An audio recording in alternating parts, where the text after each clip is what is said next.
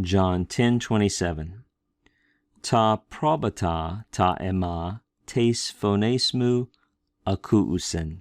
Kago gnosko auta kai akalutusen moi. Here Jesus continues speaking to the hostile Jewish audience in the temple.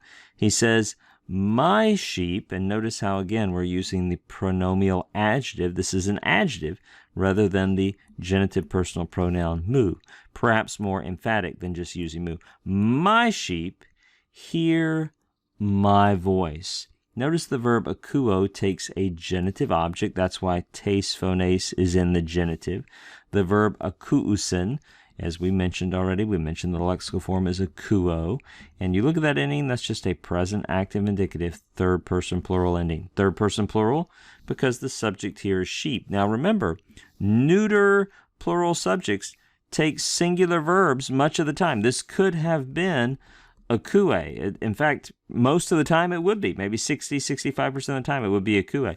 But, 40% of the time it's going to be akuusen. I don't think there's any difference in meaning. It's just a stylistic it's just an idiomatic feature of the language. So my sheep hear my voice.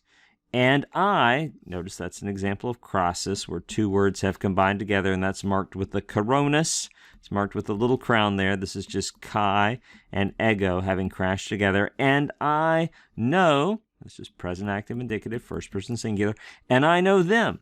Notice that when we refer back to the sheep is a neuter noun, so we replace it with the neuter pronoun. I know them, and they follow me. This word, akaluthusen, is from the verb akalutheos. Some of you saw that theta and you thought it was passive. No! That theta is part of the spelling of the word akalutheo, to follow. And akalutheo takes a dative object or dative complement, and that's why moi is in the dative. And they follow me. Just step back from this verse for a minute and give some thought to this. How does Jesus describe the people that are his? And does that match up with your life?